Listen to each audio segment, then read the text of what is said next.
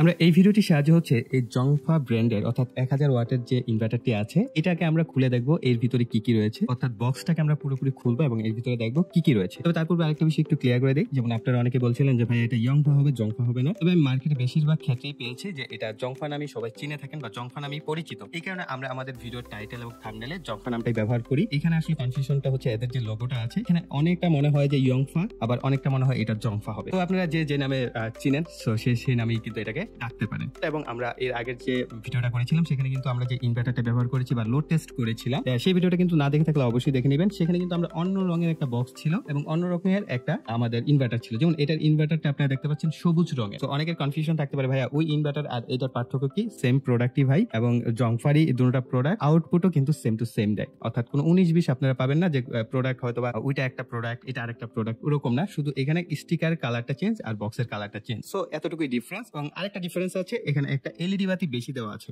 আরেকটা বিষয় ক্লিয়ার করে দিই, অনেকে বলতে পারেন যে ভাইয়া এটার প্রাইস কত, প্রাইসটা কেন ভিডিওতে বলে দেন না? প্রাইস ভিডিওতে এই জন্য বলে দেয় না, এদের যে প্রাইস গুলো অনেক বেশি আপ ডাউন করে, অনেক বেশি বেড়ে যায়, অনেক বেশি কমে যায়, সিজনাল প্রোডাক্ট যেহেতু এগুলো, এই কারণে আমরা ভিডিওতে বলে দেই না। হয়তো আমি একটা প্রাইস বলে দিলাম, আপনি লিংকে ঢুকে দেখলেন আরেকটা প্রাইস, তখন আমাকে বকবেন না, হয়তো ওই সেলারদেরকে বকবেন। এই কারণে প্রাইসটা আমরা বলে দেই না। আপনি জাস্ট একটা ক্লিক করবেন, ভিডিও ডিসক্রিপশনে লেখাই থাকবে জংফা ইনভার্টার বাই লিংক। আপনি ওখানে একটা ক্লিক করলে এটার প্রাইসটা, রিসেন্ট প্রাইসটা জেনে নিতে পারছেন। এবং যদি কেনার হয় আপনারা সেখান থেকে কিনতে পারবেন। আমি একই জায়গার লিংক আপনাদেরকে ভিডিও ডিসক্রিপশন বক্সে দিয়ে দিচ্ছি। আপনাদের সুবিধার জন্য প্রোডাক্টটা আমি একবার শর্ট রিভিউ করে দিচ্ছি। যেমন একইভাবে এটার মধ্যে পাওয়ার এবং ফল্ট দুইটা এলইডি বাতি আছে, এবং এটার সামনের দিকেও একটা পাওয়ার বাতি রয়েছে এবং অন অফ সুইচ রয়েছে। এটার উপর একটা ইউএসবি 5 ভোল্ট রয়েছে, যেটা সাহায্যে আপনারা 5 ভোল্ট 1 এম্পিয়ারে আউটপুট পাবেন। অর্থাৎ 5 ভোল্ট 1 এম্পিয়ারে যা যা চালাতে চান এর সাহায্যে চালাতে পারবেন। আর এখানে একটা কানেক্টর দেখতে পাচ্ছেন, এই কানেক্টরের সাহায্যে হচ্ছে আপনারা আউটপুট 12 ভোল্ট নিতে পারবেন। যদি আপনি এটার সাহায্যে ডিসি 12 ভোল্টের কোনো লোড চালাতে চান, সাপোজ ফ্যান বা লাইট, সেটা কিন্তু এটার সাহায্যে চালাতে পারবেন। আর এখানে মূলত আমাদের ব্যাটারিকে কানেকশন দিতে হবে। তো আমরা ঝটপট এটাকে একটু পাওয়ার দিয়ে দেখি, এটার যেহেতু একটা বাতি বেশি,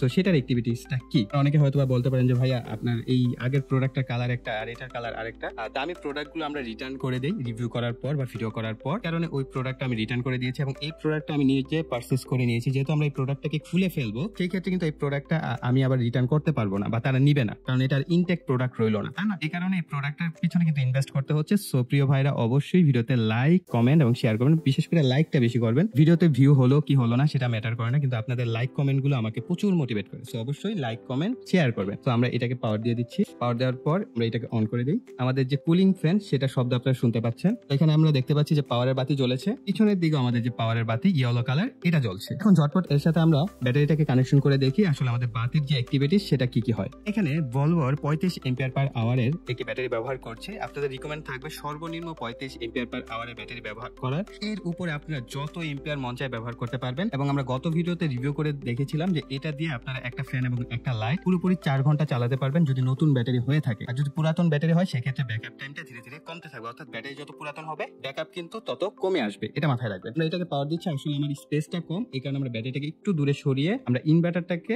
আমাদের ক্যামেরার ফোকাসে রাখছি। আমি এখন ব্যাটারির প্লাস এবং মাইনাসের সাথে কানেকশনটা করে দিব। আমাদের ইনভার্টার অ্যাক্টিভ হয়ে গেছে। এখন আমরা জাস্ট এটাকে চার্জে দিব। এখানে পাওয়ার বাতি জ্বলছে। এই পাশের যে পাওয়ার বাতিটা আছে এটা কিন্তু ব্লিঙ্ক করছে, অর্থাৎ আমাদের এই ব্যাটারিটা চার্জিং হচ্ছে। এবং ব্যাটারি ফুল হয়ে গেলে কিন্তু এটা অটো কাট করবে, অর্থাৎ ফুল চার্জে এটা অটো কাট হবে এবং লো চার্জে কিন্তু আপনার ডিভাইসকে বন্ধ করে দিবে। এবং আরেকবার বলে দিচ্ছি, এখানে কিন্তু সোলার কানেকশন করা যাবে না। সোলার ইনভার্টার লেখা বলে আপনারা সোলারকে সরাসরি এখানে কানেকশন করে দেন, যার ফলে ইনভার্টার গুলো নষ্ট হয়ে যায়। আপনার সোলার ব্যবহার করতে হবে ব্যাটারিকে চার্জ করার ক্ষেত্রে, এখানে কোনো ব্যবস্থা আসলে নাই। এখানে আপনারা দেখতে পাচ্ছেন 14.80 ভোল্ট রয়েছে, অর্থাৎ আমাদের ব্যাটারিটা অলমোস্ট ফুলের কাছাকাছি। এখানে কিন্তু ভোল্টেজটা বেশি। আর আপনারা জানেন 12 ভোল্টের লোডে কিন্তু 14 ভোল্ট দেওয়া যায় এবং এতে কোনো অসুবিধা হয় না। আপনারা চাইলে এই বিষয়টা ক্লিয়ার হয়ে গেলেন যে এখানে আসলে সোলার কানেকশন করা যাবে না। সোলার কানেকশন করলে এই ডিভাইসটা নষ্ট হয়ে যাবে। তো এখন আমরা আমাদের ডিভাইস টেস্ট করা হয়ে গেল যে পুরোপুরি ভালো এবং ব্র্যান্ড নিউ একটা প্রোডাক্ট আপনাদের জন্য আমি এখন খুলে দেখাবো। প্রথমে দুই পাশের যে নাটগুলো আছে সেগুলোকে খুলে ফেলবো।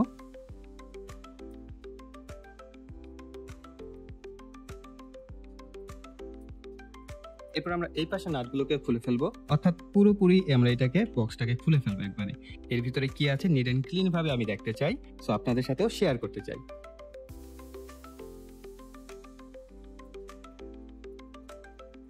এবার আমরা পাশের যে নাটগুলো সেগুলোকে খুলে ফেলবো। মেবি এটার সাথে হিটসিং গুলো লাগানো ছিল।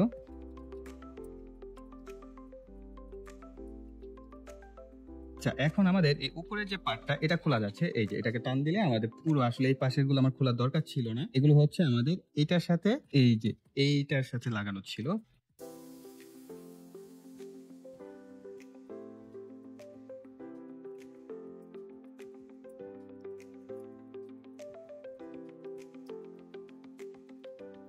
সর্বোচ্চ এতটুকুই খুলতে পেরেছি এবং বাকিটা আসলে খোলা যাবে না তা না, এখানে প্রেসার দিলে এই পুরো সার্কিট বোর্ডটা বের হয়ে চলে আসবে। এখানে আমি যতটুকু দেখতে পাচ্ছি এখানে মোটামুটি বেশ ভালো মানের একটা পিসিবি বোর্ড ব্যবহার করা হয়েছে। খুব যে মোটা বা খুব যে চিকন ওরকমটা না, একদম মাঝামাঝি আকারের হচ্ছে এখানে থিকনেসের পিসিবি বোর্ডটা ব্যবহার করা হয়েছে। সো আপনারা ক্যামেরায় স্টিল ক্লিয়ার দেখতে পাচ্ছেন। এখানটায় এখানে ইন্ডিকেটর বাতিগুলো ছিল আর এই পাশে হচ্ছে আমাদের সকেট সেটা, এবং ডিসি 12 ভোল্টের কুলিং ফ্যান ব্যবহার করা হয়েছে। এন্ড এইখানে বেশ কিছু ট্রানজিস্টর রয়েছে, মোসফেট রয়েছে, এবং এই বোর্ডটা আপনারা আসলে দেখলেই বুঝতে পারছেন এখানে দুইটা ট্রান্সফরমার ব্যবহার করা হয়েছে, মেবি একটা চপার এবং একটা চার্জিং ইউনিট হিসেবে কাজ করবে। এখানে রিলে ব্যবহার করা হয়েছে। আপনারা এই রিলের কন্ট্যাক্টটা শুনতে পাবেন যখন কিনা কারেন্ট আসবে এবং কারেন্ট যাবে, তখন কিন্তু এই রিলের যে কন্ট্যাক্টটা সেটা চেঞ্জ হবে এবং একটা হালকা করে একটা বাড়ি দিবে। এটার কারণ হচ্ছে যেহেতু এটা স্কয়ার ওয়েভ বা আমরা বলতে পারি মডিফাইড সাইন ওয়েভ, আসলে পিওর সাইন ওয়েভ না, সেই কারণে কিন্তু আপনার যে ডিভাইস বা লোডটা থাকবে, সাপোজ একটা বাতি, সেটা একটা হালকা করে বাড়ি দিবে, অর্থাৎ অন অফ হচ্ছে, তখন কারেন্ট চলে যাবে তখন কোনো বাড়িটাকে দিবে না, কিন্তু কারেন্ট আসার সময় যখন আসছে তখন একটা হালকা করে এই রিলের কন্ট্যাক্ট চেঞ্জের সময়টা একটা বাড়ি দিবে। ওকে, সো এই একটা বিষয় আপনাদের আরো ক্লিয়ার করে দিলাম। এখানে বেশ কিছু ক্যাপাসিটর রয়েছে আর এখানে আপনারা দেখতে পাচ্ছেন বেশ কিছু ডায়োড রয়েছে, 4টা ডায়োড রয়েছে, ব্রিজ রেকটিফাই করা হয়েছে মেবি এখানে, আর আরো ক্যাপাসিটর রয়েছে।